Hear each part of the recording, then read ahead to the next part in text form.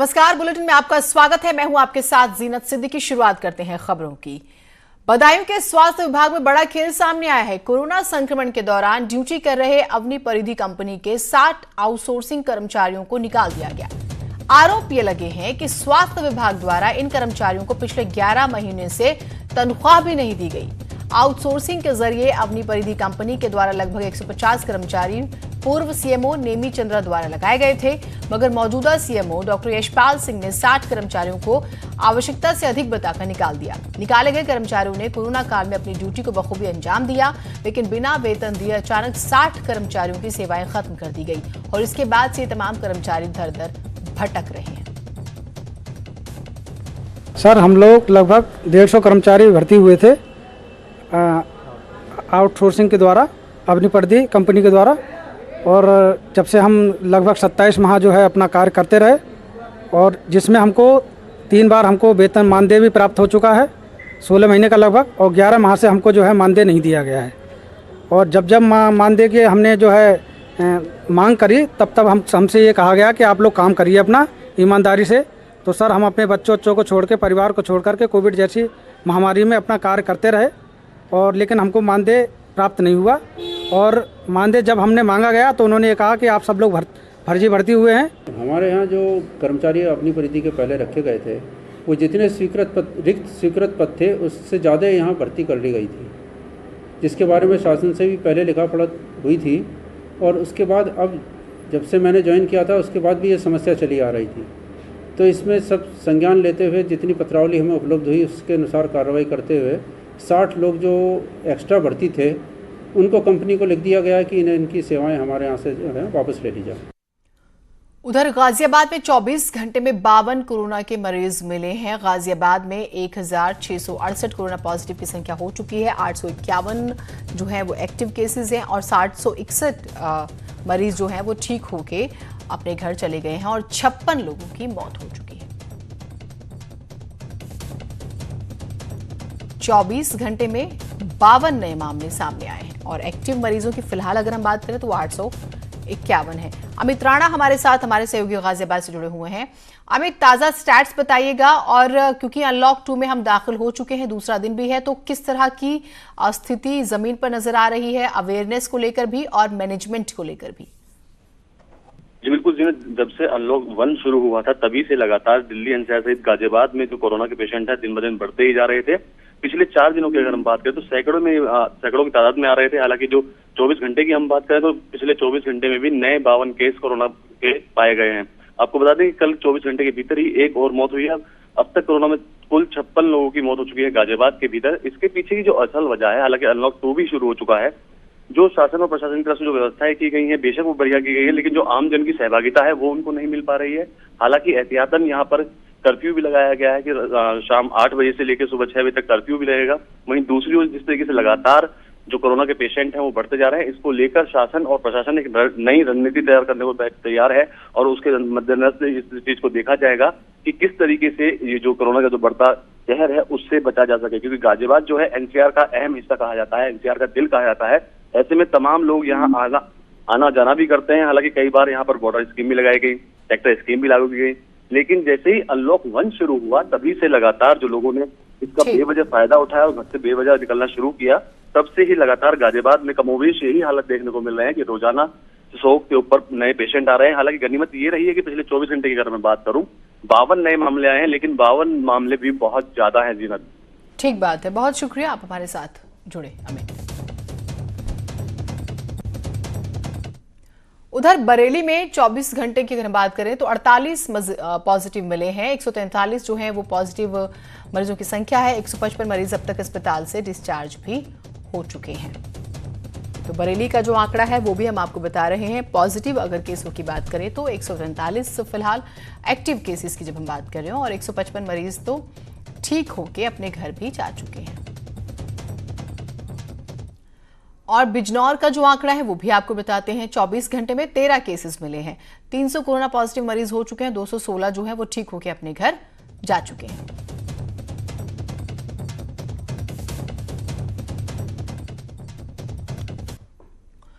तो कांग्रेस महासचिव प्रियंका गांधी वाड्रा को सरकारी आवास खाली करने को कहा गया। अब कहा गया तो घमासान शुरू हो गया। कांग्रेस इसे बदले की कार्रवाई कह रही है। अब खबरें तो ये भी है कि प्रियंका लखनऊ के कॉल हाउस में शिफ्ट हो सकती हैं। सवाल ये है कि जब लखनऊ जाना ही था तो प्रियंका के बंगला खाली करने पर या नोटिस पर ऐतराज क्यों हो रहा है? रिपोर्ट।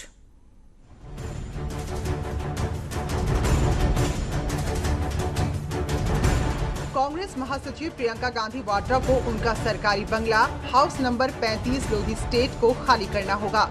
आवास और शहरी मामलों के मंत्रालय की तरफ से जारी एक नोटिस में प्रियंका गांधी को अगस्त से पहले बंगला खाली करने के लिए कहा गया है। सरकारी आदेश के अनुसार प्रियंका गांधी से एसपीजी सुरक्षा वापस ले ली गई थी। उन्हें Z+ सुरक्षा दी गई थी। एसपीजी कवर में सुरक्षा के मद्देनजर सरकारी बंगले का प्रावधान था, लेकिन Z+ में ऐसा कोई प्रावधान नहीं है, इसलिए अलॉटमेंट कैंसिल किया जा रहा है।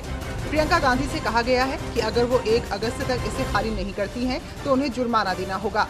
आपको बता दें कि प्रियंका गांधी वाड्रा फरवरी 1997 से 35 लोधी एस्टेट में रह रही हैं। 30 जून तक प्रियंका गांधी पर 3,46,677 रुपए बकाया है। प्रियंका से बकाया राशि का भुगतान करने के लिए भी कहा गया है। प्रियंका गांधी को बंगला खाली करने के नोटिस के बाद कांग्रेस ने मोदी सरकार पर हमला बोला है। पार्टी के मुख्य प्रवक्ता रणदीप सुरजेवाला ने कहा, मोदी सरकार की कांग्रेस नेतृत्व से नफरत तथा प्रतिशोध की भावना जगजाहिर है। प्रियंका गांधी जी उत्तर प्रदेश में सक्रिय हैं और भाजपा की सरकार के कारनामों को बार बार उजागर करती हैं। अब तो सरकार इतनी गिर गई कि प्रियंका गांधी जी के मकान को खाली करवाने का नोटिस दे दिया। प्रियंका गांधी इंदिरा गांधी की पोती हैं, राजीव गांधी की बेटी हैं। न प्रियंका गांधी और न कांग्रेस नेतृत्व इस प्रकार के फर्जी नोटिसों से डरने वाला। एक नहीं 100 मकान खाली करवाइए, परंतु इस देश की आवाज बनने से आप हमें रोक नहीं सकते। वहीं सूत्रों के मुताबिक प्रियंका लखनऊ में कॉल हाउस में शिफ्ट हो सकती हैं और शीला कौल की कोठी को अपना ठिकाना बना सकती हैं। यानी साफ है, प्रियंका के घर को लेकर सियासत गर्म है और वार पलटवार का सिलसिला अभी थमने वाला नहीं। न्यूज़ 18 के लिए दिल्ली से अनूप गुप्ता की रिपोर्ट। तो प्रियंका गांधी को बंगला खाली करने का नोटिस क्या मिला? कांग्रेस के नेताओं ने सरकार पर जुबानी हमले ही शुरू कर दिए। घर खाली करने का नोटिस उस समय बदनीयती के साथ अवैधानिक ढंग से शहरी मंत्रालय दे रहा है। जब वो आवाज उठा रही किसानों की, मजदूरों की, नौजवानों की, बेरोजगारों की, महिलाओं पर होने वाले जुल्म की, और खल गई भारत सरकार को। भारतीय जनता पार्टी तमाम चुनाव हार गई और सिर्फ 2 MPs जीत कर आए, तो अटल जी भी चुनाव हार गए थे। राजीव गांधी प्रधानमंत्री थे, उन्होंने कैबिनेट के अंदर पास करवाया कि किसी भी राष्ट्रीय दल का अध्यक्ष, चाहे MP हो चाहे MP ना हो या हार गया हो, उसको कैबिनेट स्टेटस का मकान मिलेगा। और अटल जी को कैबिनेट स्टेटस का मकान मिला। अमित शाह जी जब दिल्ली आए भारतीय जनता पार्टी के अध्यक्ष बनकर, तो वो MP नहीं थे। राजीव गांधी के बनाए गए उसी कानून के मुताबिक अमित शाह जी को अकबर रोड पर मकान दिया गया। ये कांग्रेस पार्टी थी और आज प्रियंका गांधी को घर से निकाला जा रहा है। ये भारतीय जनता पार्टी है। तो प्रियंका गांधी को नोटिस मिला और 1 अगस्त से पहले 35 लोधी स्टेट के सरकारी बंगले को उन्हें खाली करना होगा। हमारे सहयोगी रवि मिश्रा ने जायजा लिया। प्रियंका गांधी वाड्रा को मिला नोटिस। जी हां, प्रियंका गांधी वाड्रा जो कि कांग्रेस की राष्ट्रीय महासचिव है, उनको शहरी विकास मंत्रालय द्वारा एक नोटिस भेजा गया है। इस नोटिस के माध्यम से प्रियंका गांधी वाड्रा को ये बोला गया है कि आगामी 1 अगस्त से पहले उनको अपना ये निवास स्थान जो कि 35 लोधी स्टेट में मौजूद है, उनको खाली करना होगा। फिलहाल इस नोटिस में बताया गया है कि प्रियंका गांधी वाड्रा के पास एसपीजी सुरक्षा नहीं होने के कारण उनको ये निवास स्थान खाली करना पड़ेगा। फिलहाल प्रियंका गांधी वाड्रा ने ऑनलाइन पेमेंट के माध्यम से अपनी बकाया राशि चुका दी है। अब देखना ये होगा कि वो अपना ये निवास स्थान 35 लोधी स्टेट कब खाली करती हैं। फिलहाल इस पूरे मुद्दे पे राजनीति अपनी सरगर्मियां बटोर चुकी है। पक्ष विपक्ष से आरोप प्रत्यारोप शुरू हो चुका है। कैमरा पर्सन मुनमुन के साथ मैं रवि मिश्रा, न्यूज़ 18 नई दिल्ली। और हमारे दोनों सहयोगी हमारे साथ जुड़े हैं। रवि हमारे साथ दिल्ली से जुड़ गए हैं, राजीव हमारे साथ लखनऊ से, क्योंकि लखनऊ में चर्चा है शिफ्ट होने की। खैर, रवि के पास एक बार चलते हैं। रवि, अभी की ताजा अपडेट्स क्या हैं? हालांकि आप एक बात बता रहे थे कि जो बकाया पेमेंट है वो प्रियंका गांधी ने कर दी है, तो फिलहाल अभी वहां पर किस तरह की स्थिति है?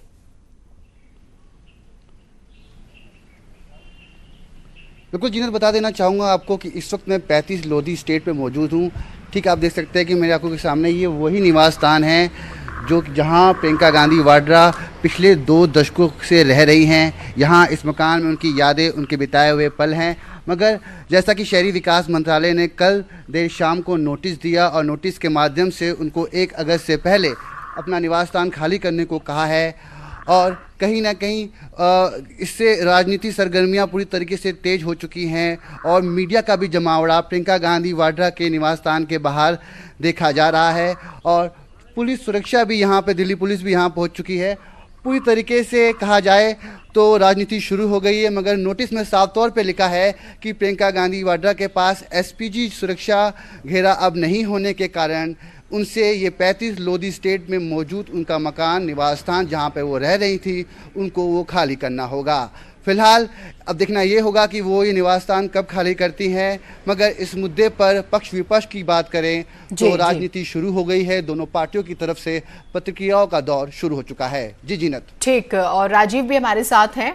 राजीव, क्योंकि कॉल हाउस का जिक्र हो रहा है तो उसके बारे में भी बताइएगा कि प्रियंका संभावना है, क्योंकि उसकी मरम्मत का काम पूरा हो गया है और शिफ्ट हो सकती है, ये चर्चा है। तो फिर मरम्मत अचानक से हुई या पहले से प्लान था, या फिर यूपी में एक्टिव पॉलिटिक्स बहुत ज्यादा करनी है इसलिए उसको मरम्मत किया गया? पूरी डिटेल क्या है?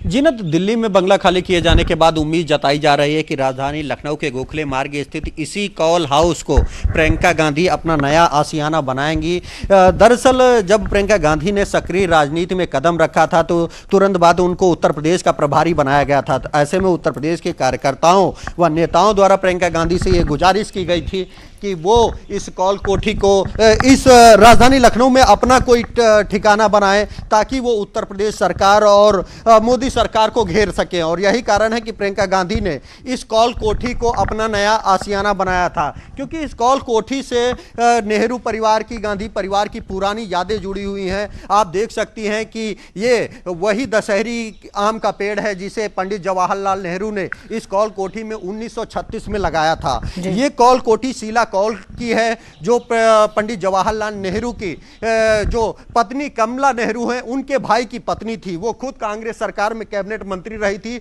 और राज्यपाल रही थी। ऐसे में अब इस कोठी में उनके बेटे रहते थे। जब ये हुआ कि प्रियंका गांधी को लखनऊ में आशियाना चाहिए तो उन्होंने इस कोठी को ऑफर किया था। उसी के बाद इसी कोठी में, इसी घर को प्रियंका गांधी ने अपना नया आशियाना बनाया। और यहाँ पर आप देख सकते हैं कि जो नीचे का फ्लोर है वो ड्राइंग रूम है। ऐसे में इसमें आप देख सकते हैं कि ये अंदर से पूरी तरीके से रेनोवेट किया जा चुका है, सोफे डाले गए हैं और इन्हीं में प्रियंका गांधी बैठकर कांग्रेस नेताओं व कार्यकर्ताओं से मुलाकात करती हैं और कांग्रेस के संगठन को मजबूत करके सरकार के खिलाफ रणनीति बनाती हैं। तो ऐसे में क्योंकि अब जो दिल्ली का लोधी रोड स्थित उनका बंगला है उसको खाली कराए जाने का नोटिस भेजा गया है, तो उसके बाद उम्मीद जताई जा रही है कि इस बंगले को प्रियंका गांधी अपना नया आशियाना बना सकती है। हालांकि इसको लेकर कांग्रेस नेता लगातार ये आरोप लगा रहे हैं कि जिस तरह से प्रियंका गांधी लगातार योगी मोदी सरकार के खिलाफ निशाना साध रही थी, उसी से नाराज होकर उन्होंने बंगला खाली करने का नोटिस भेजा है। आपने बहुत महत्वपूर्ण चीजें कॉल हाउस के बारे में बताई। आपने एक पेड़ का जिक्र किया, हम चाहेंगे कि आप और कुछ तस्वीरें दिखाइए। कितना महत्वपूर्ण है ये गांधी परिवार के लिए बंगला भी, अब और उस लिहाज से भी, क्योंकि दर्शक भी देखना चाहेंगे यहाँ पर और कौन कौन सी इस तरह की चीजें हैं। देखिए, यकीनन अगर देखा जाए तो ये कॉल हाउस का बताया जाता है कि पुराना डाइनिंग रूम है जिसमें कॉल हाउस द्वारा यूज किया जाता था, लेकिन अब इस बंगले को प्रियंका गांधी द्वारा यूज किया जाता है। तो इसके एक हिस्से को ही अभी रेनोवेट किया गया है जिसमें प्रियंका गांधी रहती हैं और अब तक वो 3 बार आई हैं इस बंगले में और कई दिनों तक वो रही हैं। और ये जो आप कोठी देख रहे हैं इसी में उनका बेडरूम है, इसी में उनका ड्राइंग रूम है और तमाम वो अहम चीज़ें चीज़ें हैं जो ज़रूरी होती हैं, तो ऐसे में ये पूरी तरह से अंदर से रेनोवेट किया जा चुका है, क्योंकि अगर देखा जाए तो सुरक्षा के लिहाज से भी ये बंगला काफ़ी मुफीद है। चारों तरफ अगर देखेंगे तो एक तरफ जो सर्वेंट क्वार्टर बनाया गया है, दूसरे ओर बाउंड्री है, और आप देखेंगे कि बाउंड्री के किनारे एक फेंसिंग पड़ी हुई है, क्योंकि प्रियंका गांधी भले ही एसपीजी सुरक्षा हटा दी गई हो लेकिन अभी भी Z+ सिक्योरिटी में आती हैं, तो ऐसे में जब वो रहती हैं तो उनके लिए ये फेंसिंग बनाई गई थी कि इसकी जो बाउंड्री है इसको और ऊंचा किया जा सके। और यही कारण है कि क्योंकि पहले ये अस्थायी निवास था तो बहुत ज़्यादा इसको रेनोवेट नहीं किया गया, अब लेकिन दिल्ली का बंगला खाली कराया गया है और प्रियंका गांधी जिस तरह से उत्तर प्रदेश की प्रभारी हैं, लगातार एक के बाद एक मुद्दे को लेकर सरकार पर निशाना साध रही हैं, तो अब ये उम्मीद जताई जा रही है कि प्रियंका गांधी इस कॉल कोठी में अपना ठिकाना बनाएंगी और लगातार सरकार पर निशाना आने वाले समय में साधते नजर आएंगी। बिल्कुल, तो ये तस्वीरें बेहद ही महत्वपूर्ण। आप न्यूज़ 18 की स्क्रीन पर कॉल हाउस को एक्सक्लूसिव देख पा रहे थे और वहां की स्पेशलिटी का भी जिक्र हुआ, और क्योंकि पहले अस्थायी तौर पर कभी कभी वो जाके रहा करती थी और अब जो है ये संभावनाएं है, चर्चा है कि यहीं पर प्रियंका गांधी जाके रहेंगी। बहुत शुक्रिया आप दोनों का तमाम जानकारियों के लिए। अयोध्या में राम मंदिर निर्माण के लिए पत्थरों को तराशने और सफाई का काम तेजी से जारी है और जल्द ही निर्माण कार्य का श्री गणेश होने वाला है। भूमि पूजन के लिए पीएम मोदी को न्योता भी भेजा गया है। राम जन्मभूमि ट्रस्ट ने पीएम मोदी से कहा है 5 जुलाई से 5 अगस्त के बीच का कोई वक्त निकालिए जब इसमें आगे बढ़ा जाए। रिपोर्ट देखिए।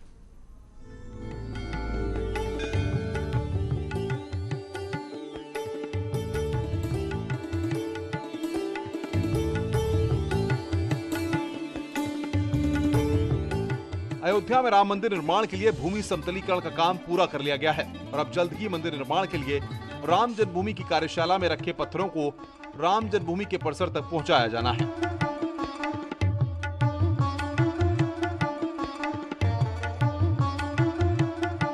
नब्बे के दशक से राम जन्मभूमि की कार्यशाला में रामलला के मंदिर निर्माण के लिए तराश कर रखे गए पत्थरों पर काई और गंदगी जम गई थी।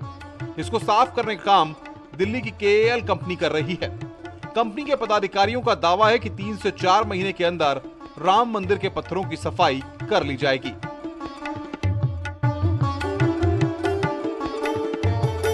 तो कार्विंग भी खराब नहीं होनी चाहिए, कहीं कोई स्टोन खंडित नहीं होना चाहिए, और उसके बाद जो रह जाता है उसको हम स्टेन रिमूवर, एल्गी रिमूवर, कहीं पर रस्ट आ रहा है पत्थर में क्योंकि इसके अंदर आयरन कंटेंट भी है पत्थर के अंदर, वो सब निकाल के जितने तरह का, और लोगों ने पेन से भी लिखा हुआ है, किसी ने पेन से लिखा, किसी ने पेंट से लिखा हुआ है, किसी ने चौक से लिखा हुआ है, वो सब चैलेंजेस हैं जो हम करते जा रहे हैं साहब। ये राम मंदिर के प्रथम तल के पत्थर हैं जो राम जन्मभूमि की कार्यशाला में रखे हैं। अब मंदिर निर्माण के लिए दूसरी मंजिल के पत्थरों को तराशने का काम रामलला के परिसर में ही होगा। राम जन्मभूमि के परिसर में ही कार्यशाला बनाई जाएगी, इससे काम तेजी से और आसानी से किया जा सकेगा। एक मंजिल का काम यहाँ रखा हुआ है, पूरा हो गया है। ये पत्थर वही नींव खोदेगी, ये पत्थर वहाँ पहुँचेंगे। दूसरी मंजिल का काम वही जन्मभूमि परिसर में ही होगा। इसी की नक्काशी बक्काशी जो कुछ होगा, मशीनें भी वहीं लगेगी। रामलला के परिसर में रखे पत्थरों को ले जाने के लिए 2 रास्ते तय किए गए हैं। नया घाट से हनुमानगढ़ी होते हुए जन्मभूमि जाने वाले रास्ते में ट्रैफिक के चलते रात के समय इस रास्ते से पत्थर ले जाए जाएंगे, वहीं दिन के वक्त पंचकोशी मार्ग से पत्थरों को ले जाया जाएगा। और एक मंजिल का पत्थर तैयार है। अब इसको ले जाने के उपरांत जो है अब ट्रस्ट को निर्णय लेना कि हम तो समझते हैं कि यथाशीघ्र अगर मंदिर निर्माण करना है तो वहीं जो है कार्यशाला की स्थापना का एक पूर्व में भी वो चला था 1992 में भी, और अब जो है ट्रस्ट गठन के उपरांत जो है संपूर्ण भूमि रामलला को मिल गई है, ट्रस्ट को मिल गई है। तो इसलिए जो है उस संपूर्ण भूमि पर कार्यशाला कहाँ पर स्थापित की जा सकती है, किस क्षेत्र में। 60 से 65% पत्थरों की तराशी का काम पूरा हो चुका है। प्रथम तल के निर्माण के लिए पत्थर तैयार हैं। ऐसे में राम मंदिर निर्माण की दिशा में ठोस योजना के साथ काम तेजी से आगे बढ़ता दिखाई दे रहा है।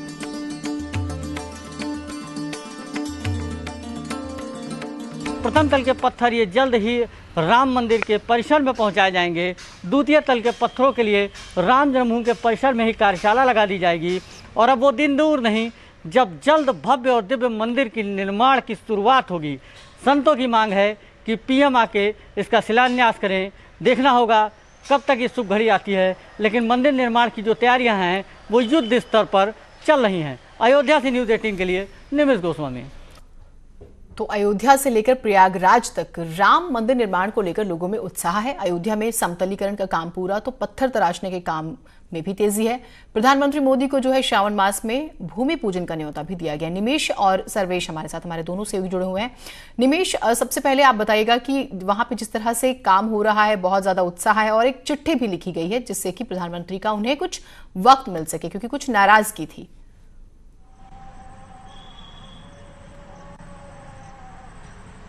जी बता दें कि संतों में बहुत दिनों से धैर्य रखा है। राम मंदिर निर्माण की प्रक्रिया काफ़ी दिन से दशकों से चल रही थी। राम मंदिर निर्माण के लिए लोग संत आशान में थे, अब फैसला आ गया, मंदिर की भूमि समतलीकरण का कार्य भी हो गया।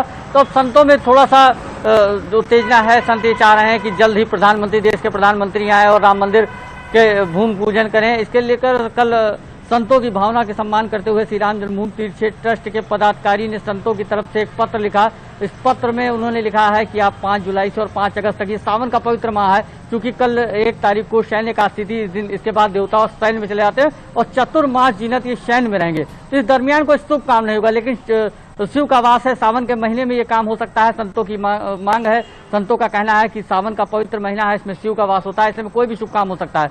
तो संत समाज ये चाहते हैं कि 5 जुलाई से और 5 अगस्त के बीच में कोई समय निर्धारित करें और भूमि पूजन करें। बहुत लंबे समय से अगर बात करें राम जन्मभूमि परिसर की, तो राम जन्मभूमि बीते दिनों प्रधानमंत्री मुख्यमंत्री भी अयोध्या दौरे पे आए थे, उन्होंने भी परिसर का निरीक्षण किया था और 2.77 जहां पर भगवान राम लला का गर्भगृह बनना है, उस जमीन का पूर्ण रूप से समतलीकरण हो गया है। जमीन की सॉइल टेस्टिंग हो गई है, सारी चीजें, सॉइल टेस्टिंग की रिपोर्ट भवन निर्माण समिति के जो अध्यक्ष हैं नृपेंद्र मिश्रा जी को सौंपी जा सकी है, वो प्रधानमंत्री के पास पहुंच भी गई है।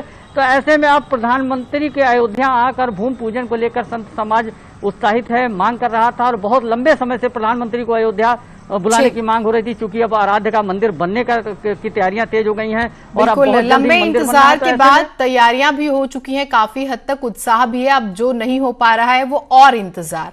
प्रयागराज की भी यही स्थिति है, सर्वेश भी हमारे साथ है। आप मेरी आवाज सुन पा रहे हैं सर्वेश? तो प्रयागराज की स्थिति से भी हमें रूबरू कराइएगा, क्योंकि अब इंतजार नहीं हो सकता, नहीं कर पा रहे हैं, चाहे वो आम जनता हो या फिर संत समाज के लोग हो या कोई भी हो। जी निश्चित तौर पर साधु संत भी काफी खुश हैं इस फैसले से कि जल्दी ही अब भव्य राम मंदिर का निर्माण कार्य शुरू हो जाएगा। हालांकि 2 जुलाई को यह प्रस्तावित था, इसकी औपचारिक घोषणा ट्रस्ट ने नहीं की थी, लेकिन जिस तरह से भारत और चीन के बीच गलवान घाटी में तनाव बढ़ा था और 20 वीर सैनिकों की शहादत हुई थी, उसके बाद यह कार्यक्रम फिलहाल टाल दिया गया था। और अब जब प्रधानमंत्री के पास राम जन्मभूमि पर भव्य मंदिर निर्माण के लिए भूमि पूजन का न्योता भेजा गया है, तो संतों में और खास तौर पर जो सनातन धर्म के मानने वाले हैं, जो भगवान राम में आस्था रखते हैं, आस्थावान लोग हैं, उनमें निश्चित तौर पर खुशी है। और संगम नगरी प्रयागराज में तमाम अखाड़े हैं, यहाँ पर अखाड़ों के मुख्यालय हैं, अखाड़ा परिषद के अध्यक्ष यहीं रहते हैं। तो संत समाज से हमारी बात हुई है, वो लोग भी खासे खुश हैं। कोरोना काल है, लेकिन तमाम लोग भी जाना चाहते हैं, उस पल के गवाह बनना चाहते हैं कि जल्द भव्य राम मंदिर का निर्माण हो। हम यहाँ बताना चाहेंगे कि जब भी सुप्रीम कोर्ट से राम मंदिर के पक्ष में फैसला आया था, उसको पूरे देश ने, हर समाज ने, हर धर्म के लोगों ने उसको स्वीकार किया था और पूरी शांति से इस फैसले का पूरे देश ने स्वागत किया था। और तभी से यह प्रयास चल रहा था, लेकिन बीच में कुछ परिस्थितियां ऐसी बनी कि कोरोना काल आ गया, जिसकी वजह से निर्माण में थोड़ा विलंब जरूर हुआ। लेकिन अब जैसा हमारे साथी बता रहे थे कि वहां पर अब कारसेवकपुरम में जो पत्थर है उनकी सफाई का काम चल रहा है, पत्थरों को तराशने का काम तेज कर दिया गया है। तो जल्द भव्य राम मंदिर का निर्माण हो, यही सभी साधु संतों की भी इच्छा है, सभी सनातन धर्मावलंबियों की भी इच्छा है और सभी चाहते हैं कि देश के प्रधानमंत्री सबकी इच्छा है। बहुत शुक्रिया आप दोनों का, आप हमारे साथ जुड़े। और इसी के साथ इस बुलेटिन में इतना ही। नमस्कार।